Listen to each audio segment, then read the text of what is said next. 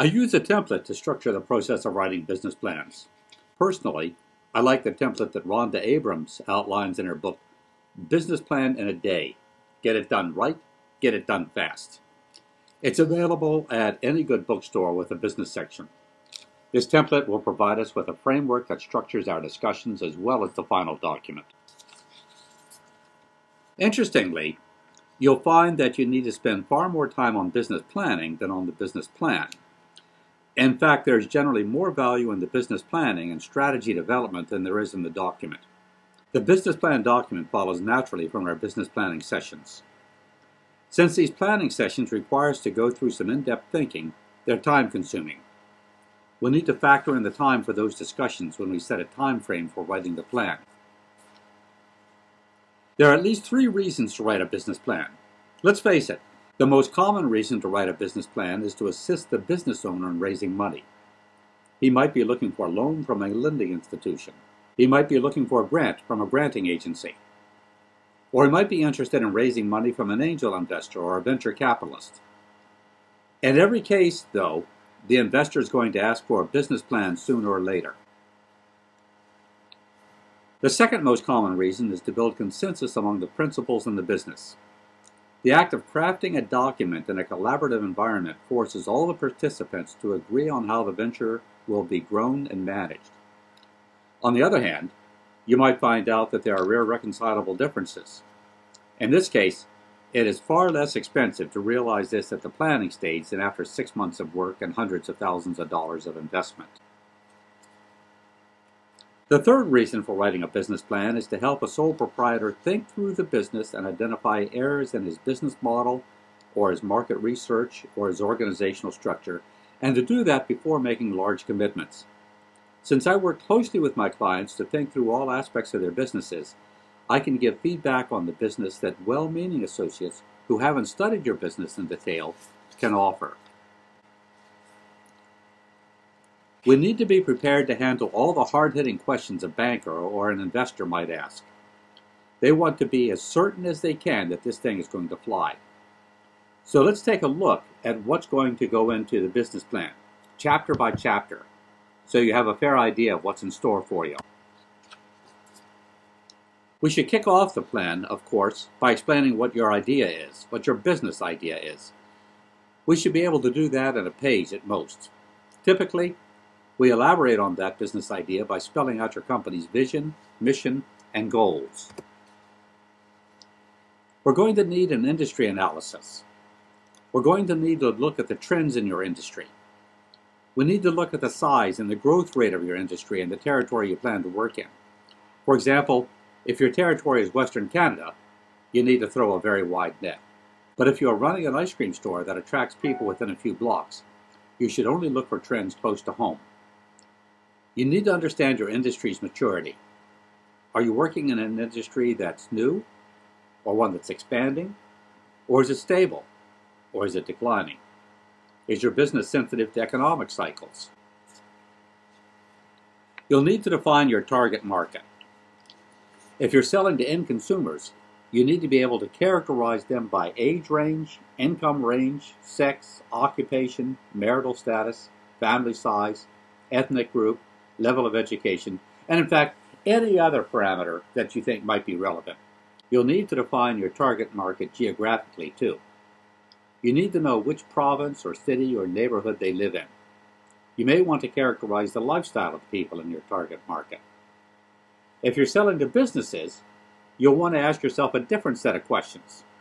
You'll want to know what industry your customers work in, what trade associations they belong to, what publications they subscribe to. You'll want to know whether they're technically advanced. Are they industry leaders or laggards?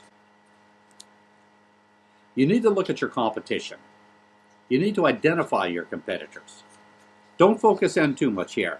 For example, if you're planning to open a movie theater, don't list other movie theaters as competition. Instead, list all other establishments that offer entertainment to the same target market you have in mind. Parents taking their children for an outing may choose to go see a movie, but they may choose from a number of other possibilities as well. Every business involves risk. Only the most naive and inexperienced entrepreneurs believe that their business just can't fail. Use this section to sit down and think through the various risks you'll be facing in this new endeavor. Write this up as a SWOT analysis. SWOT is strengths, weaknesses, opportunities, and threats. Strengths and weaknesses are internal to your organization. Opportunities and threats are external. Come up with as comprehensive a list as you can. Once you've decided what you want to tell your customers about your company, you need to decide how to disseminate that information. In other words, you need to decide how you will reach your potential customers. Are you going to advertise? If so, where? Are you going to send direct mail? If so, what mailing list will you use? Are you going to participate in trade shows? If so, which ones and how frequently? You need to spell out your operations plan. In other words, you need to explain how it's all going to work. This is where you talk about your physical facilities. Are you going to rent office space or build a manufacturing plant? Then you need to decide how you're going to produce your product. Some companies manufacture the product themselves, but there is a growing trend towards outsourcing the manufacturing process. Inventory control is critical because it can make or break a business. You need to set up your supply and distribution channels. Are you going to source your ingredients or components from one main supplier, or will you have a number of suppliers to work with? Will you sell your products directly to end consumers, or will you set up distribution channels? How do you plan to handle order fulfillment? In other words, when someone orders your product, who is going to pick the item up off the shelf, put it into a shipping box, write the label, and ship it out the door? How are you going to handle customer service? Today, you absolutely need to have an information technology plan. Every sort of organization needs to use computers. Some companies use their computers just for basic accounting and record keeping. Some build elaborate websites that are key to handling their marketing, their order processing, and their product development. You need to decide what applications you're going to run on your computers. Usually, the most important person in a business is the founder or founders, especially if the company is a startup. In startups, the founders usually serve as the top managers and exercise day-to-day control over affairs. Occasionally, either the founders themselves or major investors will bring in others to serve in top positions, such as president or chief executive officer. The essence of organization is to decide who reports to whom. This builds lines of responsibility and accountability. Some organizations are very flat. In other words, everyone reports to the president. Other organizations are hierarchical, with multiple levels of reporting. Then you have special challenges if you're dealing with a geographically distributed organization.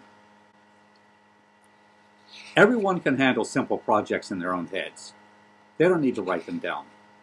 They just know what they need to do and they can get on with it. That picture changes when you're working with large projects that involve a lot of people or a lot of resources or a lot of money, when you have clear deadlines, when there are a lot of interdependencies among all the parties. In this case, you need a written plan. You'll probably need a documented project plan. You're going to need to think through your spending and your revenue plan in some detail. I have some tools that will help you find your way through this difficult task. We can come up with some financial projections that are easy to understand and that make a lot of sense. Once we've finished our projections, we can turn them over to an accountant who can prepare reports in formats that the accounting and financial people are accustomed to seeing. It's your financial plan, probably more than any other part of the plan, that is going to make a compelling argument for investors to provide the startup funds you need so desperately.